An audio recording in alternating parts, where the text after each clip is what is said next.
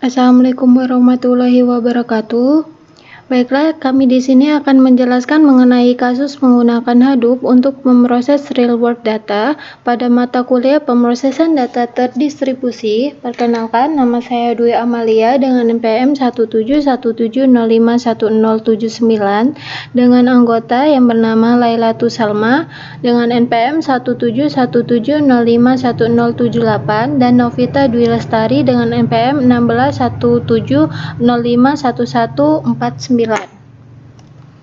Hadoop Framework merupakan software yang bersifat open source yang diciptakan untuk mengolah data dan penyimpanan data dengan kapasitas yang sangat besar, hingga petabyte, di mana pengolahan data-data tersebut dilakukan dengan cara mendistribusikan data-data tersebut ke dalam beberapa komputer yang telah di-cluster. Komponen Hadoop tersendiri itu terbagi menjadi dua, yaitu Hadoop FDFS dan Hadoop MapReduce. Hadoop FDFS itu lebih menerangkan ke penyimpanan data, sedangkan Hadoop MapReduce lebih menekankan ke proses pengolahan data, baik itu bagaimana mengolah, mengambil, dan mengolah data-data yang terjadi antara klien, instansi, maupun pada server. Nah, untuk salah satu contoh penggunaan aplikasi HBase dan Hadoop untuk pemroses real-world data, visualisasi dan klasifikasi pergerakan kapal-kapal kargo di alur laut pelabuhan Long Beach dan Los Angeles. Nah, ini merupakan kasus yang kami ambil. Nah, data tersebut adalah sekumpulan data digital yang didapatkan dengan merekam secara terus-menerus informasi yang dipancarkan oleh transmitter AIS pada kapal-kapal yang melintas di perairan pantai barat Amerika Utara, tepatnya pada area yang memasuki zona 11 dari Universal Transfer Mercator. Nah, ini merupakan gambar dari datanya.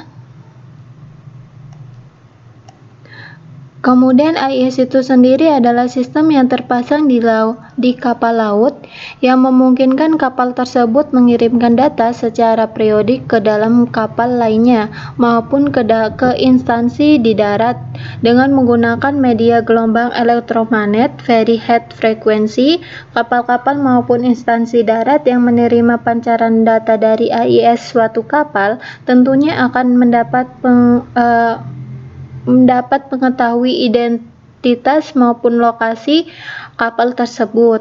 Nah, data yang dipancarkan oleh AIS itu memuat 3 informasi, yaitu informasi yang pertama adalah informasi statis yang terdiri dari nama panggilan kapal, tipe kode, nomor internasional maritim organisasi, dan nomor MMSI Maritime Mobile Service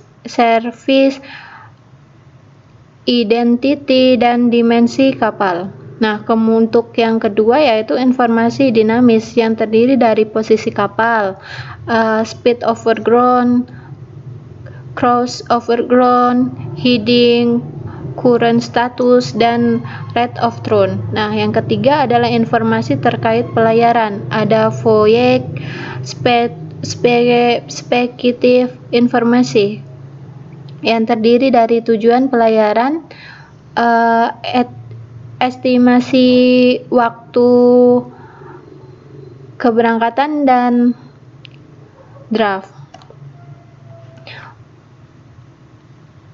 Kumpulan data dari AIS yang telah di-download itu terdiri dari 3 kelompok data, yaitu ada data broadcast yang terdiri dari posisi kapal, SOG, COG, heading, ROT, base date time yang merupakan waktu pancaran AIS yang direkam, vessel status, voyage ID, MMSI, receiver type, dan receiver ID. Dan data yang kedua adalah data kapal yang terdiri dari MMSI, IMO, nama panggilan kapal, dan nama, kemudian tipe kode, length, dan width.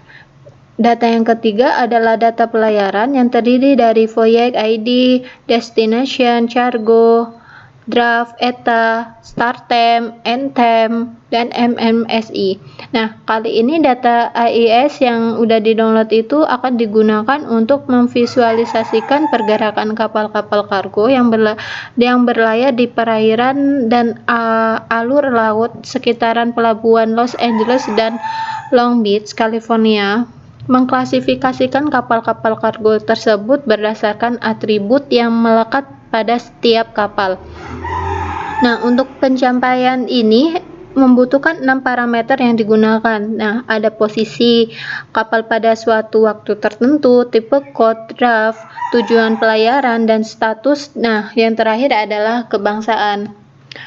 Nah, ke-6 parameter ini juga dapat dikelompokkan menjadi 2 jenis, yaitu jenis spatiotemporal dan informasi atribut kapal. Nah, untuk informasi spatiotemporal itu posisi kapal yang terus berubah dari waktu ke waktu sesuai dengan pergerakan kapal.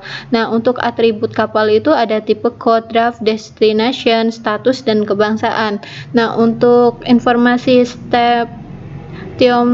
temporal itu digunakan untuk memvisualisasikan pergerakan kapal dengan menyusun titik-titik koordinat posisi kapal menjadi suatu geometri objek tipe length string. Dalam suatu length string, titik-titik koordinat posisi kapal disusun berurutan berdasarkan waktu. Jika length string ini dibaca dengan aplikasi GIS,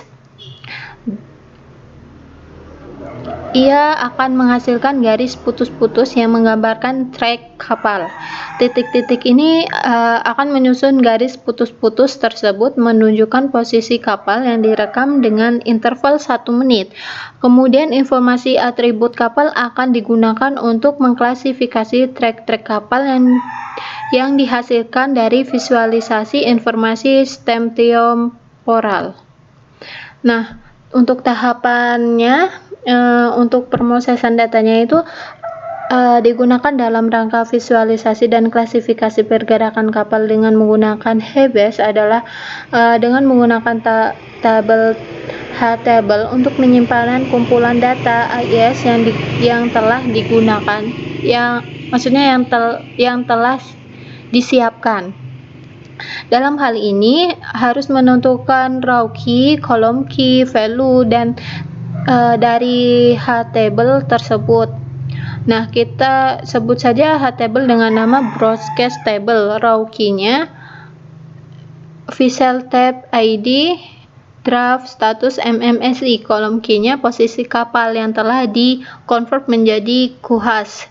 Dan value-nya 3. Nah, jenis informasi yang dipancarkan AIS ini dalam hal ini gabungan dari data broadcast, data kapal, dan data pelayaran yang didapat dari data AIS yang telah di-download.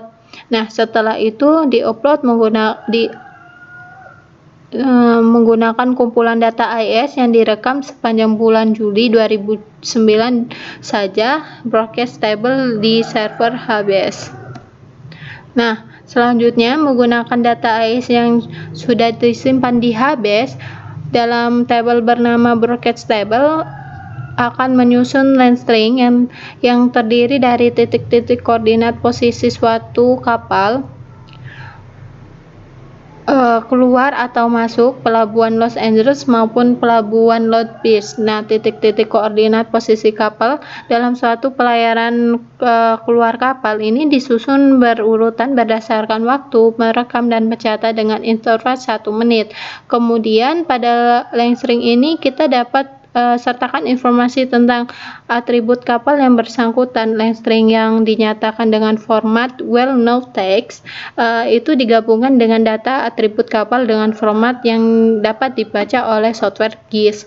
Nah, kemudian length string yang sudah disertai data atribut kapal yang telah disimpan ke dalam bentuk file teks hingga dihasilkan sebuah file teks yang berisi data dalam format vertikal separated value yang membuat data geometri objek tipe length string dalam format WKT dan data teks atribut kapal. Selanjutnya data ini dengan menggunakan software OpenGeoPlus yang akan menampilkan tiap line string dalam bentuk garis putus-putus merupakan visualisasi dari track pergerakan kapal yang dikeluarkan keluar atau masuk dari pelabuhan Los Angeles maupun pelabuhan Long Beach selama bulan Juli 2009. Nah, garis putus-putus yang menggambarkan track pergerakan kapal ini juga disertai dengan data-data atribut kapal sehingga data dalam menghasilkan track-track ini berdasarkan data atribut tersebut. Baiklah, itulah penjelasan dari kelompok kami. Saya akhiri. Wassalamualaikum warahmatullahi wabarakatuh.